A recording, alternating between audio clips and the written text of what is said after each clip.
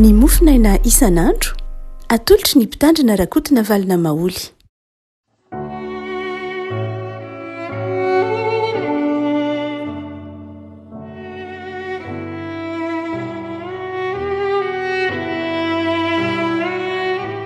Ny mpifaliana no iarabanantsika riavako tratrity alakamisy 20 ny volana jolay ity. Ny mofinaina izay voalahatra antsika dia ny asan'ny apôstôly toko fahasivy.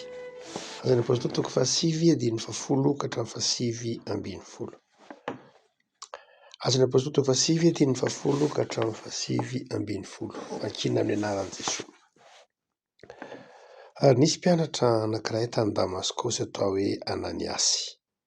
Ary hoy ny tompo tamin'ny fahitana ilay Ananiasy dia hoy izy, ity any tompoka. Ary hoy ny tompo taminy, mitsangana ka mandehana any amin'ny lalana atao hoe Imahitsy, ka izaho ao an-tranon'i Jodasy izay lehilahy atao hoe Saoly avy any Tarsosy. Fa indro efa mivavaka izy, ary izy efa nahita lehilahy atao hoe Ananiasy niditra ka nametra tanana taminy mba hahiratra indray ny masony. Ary Ananiasy namaly azy hoe, tompoko, efa reko tany maro ny haben'ny ratsy nataony izany lehilahy izany tamin'ny olona ao masina tany Jerosalema. Ary manana fahefana aty koa avy amin'ny mpisorona be izy hamato izay rehetra miantso ny anaranao. Voy ny tompo taminy, mandehana fa fanakavo afidy izy ho fitondrana anarako eo anatrehan'ny jentilisa sy ny mpanjaka ary ny zanak'Israely. Fa asehoko azy ny habetsahana izay tsy maintsy haretany ho voninahitry ny anarako. Ary nandeha Ananiasy ka niditra tao an-trano dia nametra tanana taminy ka nanao hoe, ry Saoly rahalahy, ny tompo dia Jesosy izay niseho taminao teo amin'ny lalana alehanao no efa naneraka ahy mba hahirana-tany masonao ary mba ho feno ny fanahy masina ianao. Ary niaraka tamin'izay dia ny zavatra toy ny kira nahazan-drano ny ala amin'ny fitany masony dia nahiratra izy ka nitsangana dia natao batisa. Ary nihinan-kanina izy ka dia nataon-jaka. Ray masonao, manomasinana amin'ny fahamarinana ny teninao ny fahamarinana. Amen. Ny tapany faharoa amin'ity asan'ny apôstôly toko fahasivy izay voalahatra ho mofinainantsika ity ry havako dia mitantara ny nanasitranana ny Paoly tao aorian'ny ninjerany teny ambony soavaly teny an-dalana Damaskosy ka nahatonga azy ho jamba, nahatonga azy tsy nahita, nahatonga azy ho tsy nihinan-kanina akory aza nandritry ny andro ateloana ny filazan'ny asan'ny apôstôly azy. Ary dia rehefa lavitra amin'ny tany Saoly, rehefa nianjera tamin'ny tany Saoly, noho ny fandrena izy izany ny fanenany tamin'i Jesosy, izay niteny taminy manao hoe nahoana ianao no manenjika ary Saoly. Ary dia nahatonga ny Saoly ho lavitra amin'ny tany ka niteraka fiovam-piainana sy fiovampo teo amin'ny Saoly ity tantara ity. Ny 10 ka hatramin'ny 5 izay voalahatra ho mofinainantsika dia miresaka ny tohiny izany zavatra nahazo an'i Paoly izany na ny marimarina kokoa ny tohiny izany ny fifanenan'i Saoly tamin'i Jesosy izany. Dia ny tapany faharoa nihaona tamin'ny Ananiasy, nanasitranana ny tompo azy tamin'ny alalan'ny Ananiasy. Raha ohatra ka mijanona ao anatin'ny tokontanibeniny hoe momba ny fanirahana ihany isika, dia Ananiasy no ndeha hojerentsika ny zavatra nirasan'ny tompo tamin'ny Ananiasy, ny fihetsika Ananiasy, ny nataon'ny Ananiasy, ny tenin'ny Ananiasy, manoloana ny zavatra nasain'ny tompo ny tanterahany. Ny rahiny eto izany Ananiasy. Ananiasy eto voahiraka. Ananiasy eto no tahaka antsika fiangonana. Ananiasy eto no tahaka ny mpino. Ary dia raha mijery ilay tantara isika 10 ka hatramin'ny 10 dia ny farafahakeliny mahita ireto lafin-javatra vitsivitsy ireto. Voalohany dia izao ho tsapantsika fa izany olona irahin'Andriamanitra izany dia olona manana fifandraisana amin'Andriamanitra. Ananiasy eto dia tena niresaka tamin'Andriamanitra, niady hevitra tamin'Andriamanitra mihitsy, nilaza izay mety ho manavesatra azy, ny ahahiny sy ny tahaka izany tamin'Andriamanitra Ananiasy. Ny olona irahan'Andriamanitra dia olona manana fifandraisana lalina amin'Andriamanitra. satria Andriamanitra ny tompon'ny fandrahana, Andriamanitra ny tompon'ny asa atao, Andriamanitra ny tompon'ny vina de zao tsy mahefa na inona na inona sika raha misaraka amin'Andriamanitra. Zay mahatonga an' Jesosy nampita antsika hoarina amin'lay ao amin'ny Jaona 1:10 lazany manao hoe ianareo ange izaho ny voaloboka ianareo ange sampany raha misaraka amiko ianareo tsy mahay manao na inona na inona. Ary de asehony tantarany Ananiasy eto fa nanana firaisana tamin'Andriamanitra, nanana fifandraisana tamin'Andriamanitra Ananiasy ka dia afaka nanatanteraka izay zavatra tian'Andriamanitra nampanaovina azy mazava tsara izy. Io fifandraisana amin'Andriamanitra io dia anankiroa no endrika isehony ny farafahakeliny. Voalohany de zao amin'ny alalan'ny fitiavam-bavaka, amin'ny alalan'ny fitiavam-bavaka, zany hoe miresaka amin'Andriamanitra amin'ny alalan'ny vavaka isika, endrika ifandraisantsika amin'Andriamanitra ny vavaka. Fa ny faharoa lehibe de zao ny tenin'Andriamanitra, ny famakiantsika ny tenin'Andriamanitra, ny fiainoantsika ny tenin'Andriamanitra. Zay de lazaina hoe farafahakeliny fa ny mihoatra zany mbola eo ny fiainana andavanandro, ny hira fiderahana, ny fampiasana ny talenta, ny fampiasana ny fahametam-pahasoavana. Zandrindrany dia toe-javatra hanehoantsika ny fifandraisantsika amin'Andriamanitra. Fa ny fototra de ny hoe manana fiainam-bavaka isika ary miaina sy miaino ny tenin'Andriamanitra. Ary reo dia nanjary ataontsika hoe fiainan'ny Paoly aty aoriana zao toe-javatra lalovany letson'ny tompo azy zao, de nanjary fiainan'ny Paoly ny fiainam-bavaka, ny fiainan'ny Paoly ny tenin'Andriamanitra, ny famakafakana ny tenin'Andriamanitra. Mbola tohizan'ny Paoly hatramin'ny fampiasana ny fahametam-pahasoavana sy ny fampiasana ny talenta maro samihafa raha moa zany. Hotsika manao hoe ny olona zay rahin'Andriamanitra, ny olona zay afaka mahavita ny zavatra tian'Andriamanitra mpanaovina azy de zao ny fototra voalohany de ity mifandraisa amin'Andriamanitra. Ataovy milamina tsara aloha ny fifandraisana amin'Andriamanitra. Marina loatra fa Andriamanitra ihany mandamina n'zany firaisantsika amin'izany saingy zao misy zavatra tsy maintsy andrasana amintsika dia ny fiainam-bavaka sy ny fitiavana any soratra masina eo. Fa ny faharoa lehibe zay hitantsika amin'ny tantarany Ananiasy eto, amin'ny toetrany Ananiasy eto, satria ny tompony resaka tamin'ny mihitsy tamin'ny fahitana moa filazany asan'ny apôstôly azy, endrika fifandraisana amin'Andriamanitra teo koa zany fahitana isan-karazany no fisaotra zany. Fa ny faharoa zay itoetrany Ananiasy any dia lay fanetretena n'Ananiasy. Hoy ny tompo taminy hoe mitsangana ianao ka mandehany amin'ny lalana atao hoe mahitsy de izaho an-tranon'ny Jodasy zay lehilahy atao hoe Saoly zay avy any Tarsosy izy fa indro efa mivavaka izy. Zany hoe eto zany i Ananiasy de niresaka tamin'Andriamanitra.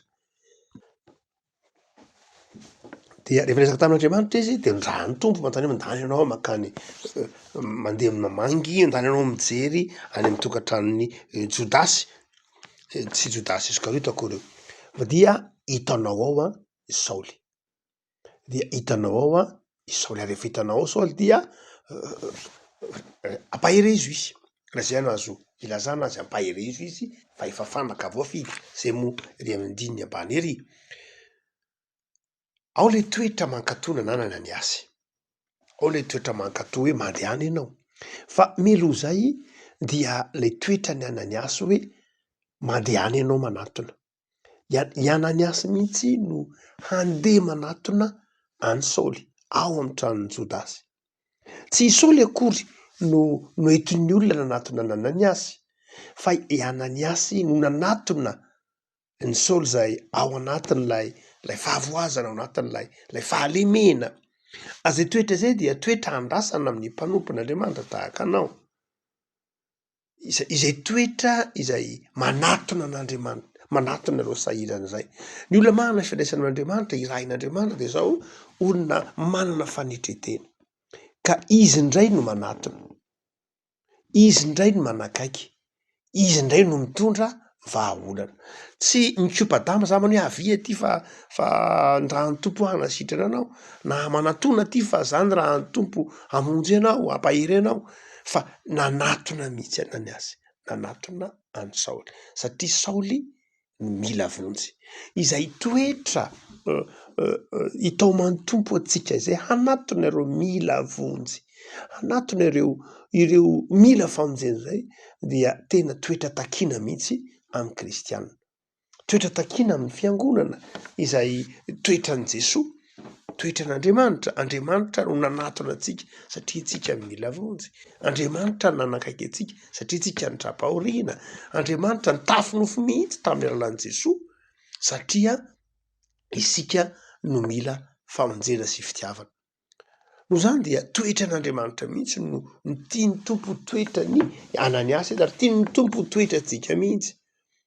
Ary mihoatra lavitra noho zany dia izay fanetretena izay mihoatra lavitra noho zay dia ho tsika teo hoe ray fankatoavana. Toetra fahatelo, fankatoavana. Saika be famaliana ihany Ananiasy anamary tena hoe ahoana koa moa zany ry tompo, sao de tsy fantatrao fa Isaola ange io e. Io ange ka be deabe ny olona nahita raharaha, nahita nijaly tamin'io tany Jerosalema, tamin'ny olo-masina tany Jerosalema. Azao izy tonga tia Damaskosy ary manana fahefana hisambotra za mihitsy, ahoana moa zany no andehanako any? Somary be famaliana ihany eto Ananiasy. Saingy nandresa lahatra azy ny tompo, nankatoa ihany izy, nankatoa izy satria mino ny tenin'Andriamanitra. Rehefa nanazava tamin'Andriamanitra dia tonga nino izy ary tonga ho azy ny fankatoavana. Fankatoavana mazava ho azy dia ateraky ny finoana, ateraky ny fiainona ny tenin'Andriamanitra. Nanazava tamin'ny tompo eto manao hoe, ozy ny tompo tamin'ny manao hoe mandehany ianao efa fanaka voafidy izy, ho fitondrana nanarako any antrehan'ny jentilisa, asehoko azy ny abetsehany izay tsy maintsy aretiny ho voninahitry ny anarako. Nanazava zany ny tompo teo ary dia nankatoa Ananiasy. Lay fanazavana zay ilay toy ny hoe tenin'Andriamanitra, lay fanazavana zay ilay toy ny hoe toriteny, lay fanazavana zay ilay toy ny hoe fampianarana dia nanjary nanova ny fijery ny Ananiasy any Saoly. Afaka ny ahiahiny, afaka ny tahotra tao anatiny, afaka ny tebitebiny. Anarentsika irahan'Andriamanitra rehefa misy zavatra hampanaovin'Andriamanitra, hampanaovin'ny tompo atsika, hampanaovin'Andriamanitra atsika, hampanaovin'i Jesoa atsika, dia natray latsaka ao anatin'izany mety ahihahiny Ananiasy zany. Ao anatintsika ihany ny fanetretena, vonina anatona, vonina anetitena, vonina anolotra, vonina anome. Ao anatintsika ihany ny fiainam-pifandraisana amin'Andriamanitra, fa manana fiainam-bavaka sika saingy zao totazantsika lay zavatra hampanaovina antsika fa tsy mifanaraka amin'izay mety ho eritreretintsika, tsy mifanaraka amin'izay mety ho zavatra andrasantsika. Vokatrany dia manjary tonga ao anatintsika ny tebiteby, tonga ao anatintsika ny tahotra. Ary tonga ao anatin'ny Ananiasy eto lay fitsarana meloa mihitsy hoe ny olona ohatran'izany ve no anirahanao Andriamanitra? Ary tonga ao anatintsika mihitsy zany rehefa hampanaovin'ny tompo zavatra isika hoe tena mila ny filazany tsara ve reny olona reny Andriamanitra? Tena henon'ny olona ohatr'izany ve zany Andriamanitra? Tena ho azonao antoka ve fa tsy hamono ahy, tsy haningotra ahy, tsy hanimba ny fiainako reny olona zay anirahanao any na ty asa zay hampanaovina aty? Zany hoe satria tsika olombelona mieritreritra sy mamakafaka, nataon'Andriamanitra ato anatintsika zany mazava ho azy.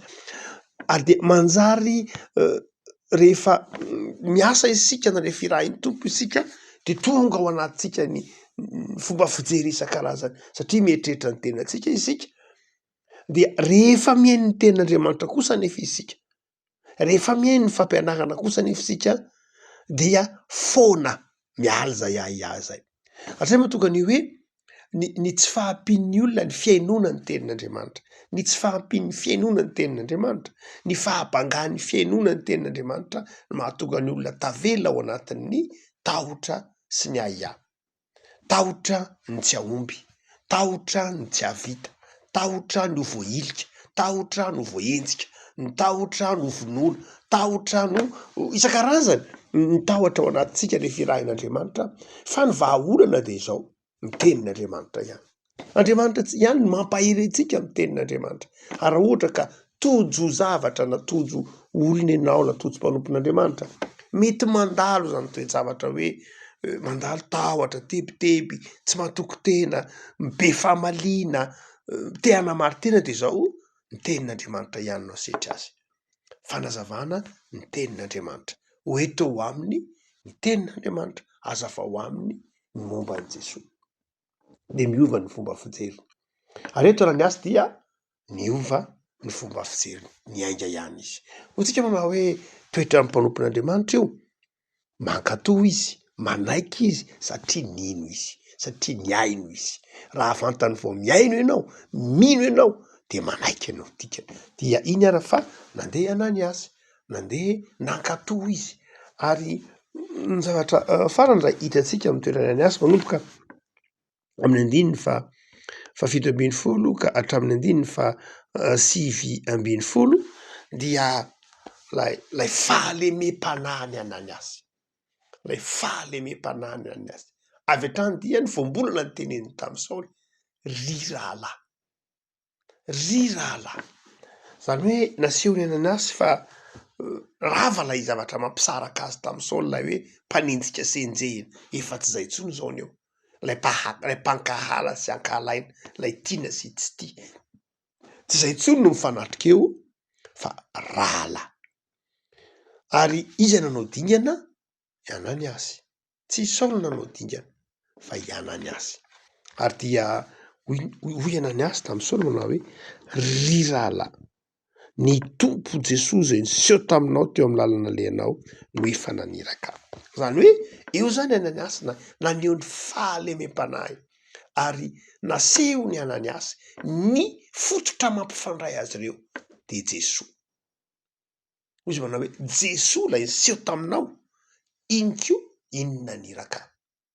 Zava-dehibe raha koa malala zay afatry Ananiasy nampitodika ny Saoly tany Jesosy zay. Ary azo lazaina hoe fototra zany Saoly moa de isany ohatra hoe ny fampianaran'ny Saoly de tena miivo mihitsy am' Jesosy. Miivo 100 isan-jato am' Jesosy ny fampianaran'ny Saoly. Zay ohatsika Paoly moa de oriana. Lasa miivo kristocentrika eo tsika amin'ny tam' Jesosy ny fampianaran'ny Paoly.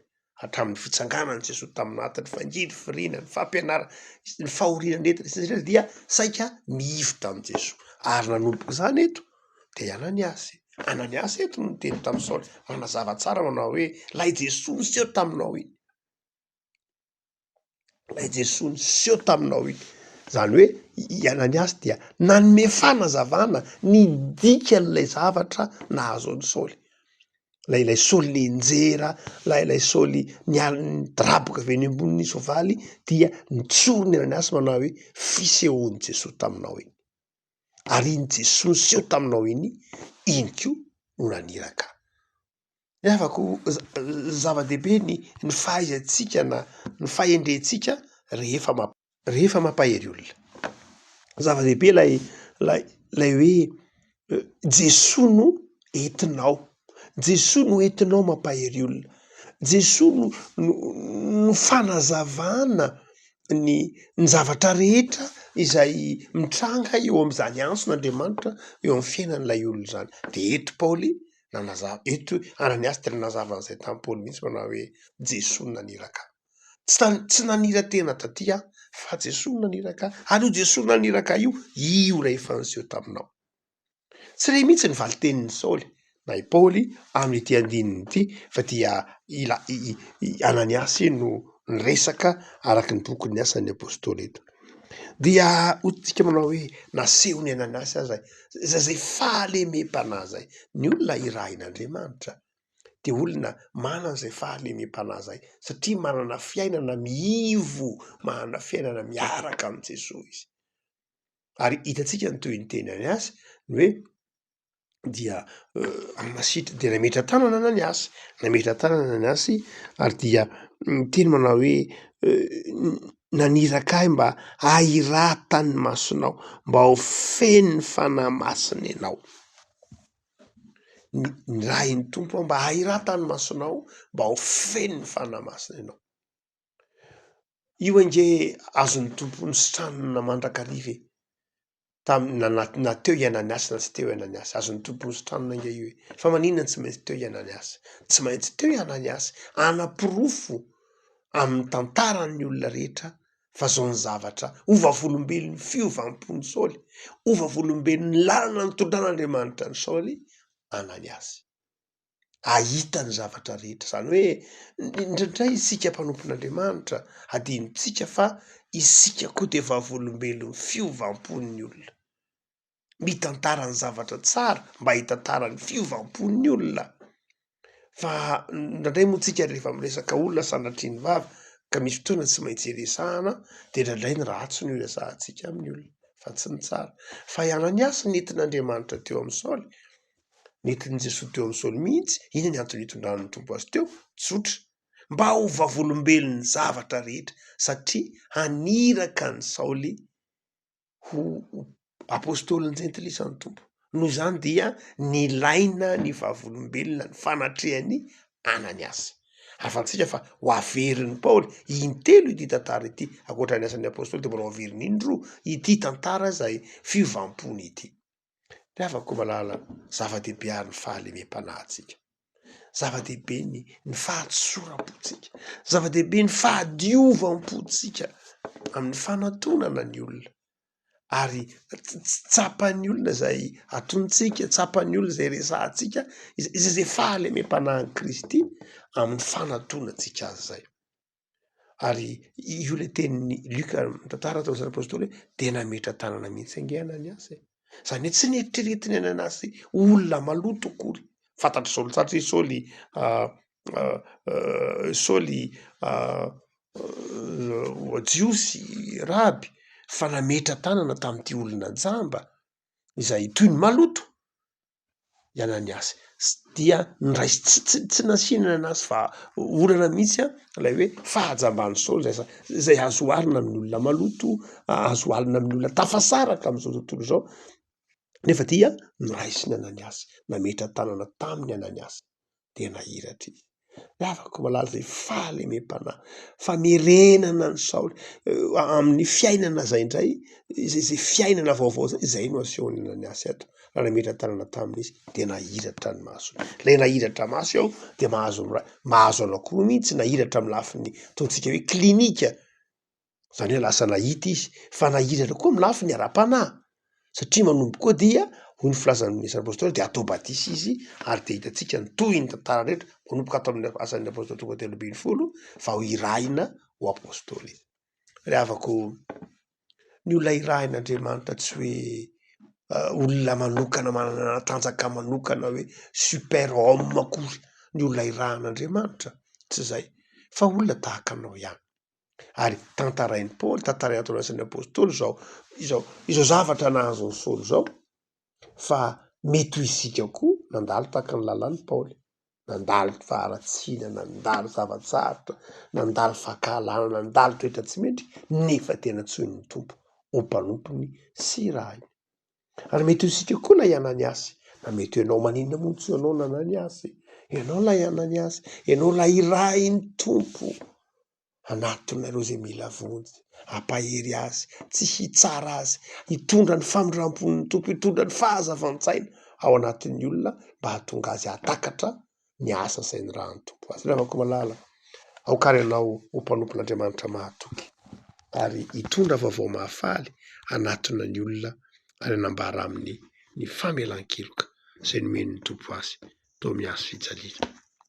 Io avakisika tompo aozoranao zay no ny amin'ny soratra masina izay mampahery anay fa ianao de maniraka anay, ary ny fankatoavana ianao, ny fahadiovam-ponay, ny fanetretenanay dia tsy toetranay fa toetra zay menao anay ateraky ny fifandraisanay aminao, dia ataovy ho hiraka mahatoky zay tompo.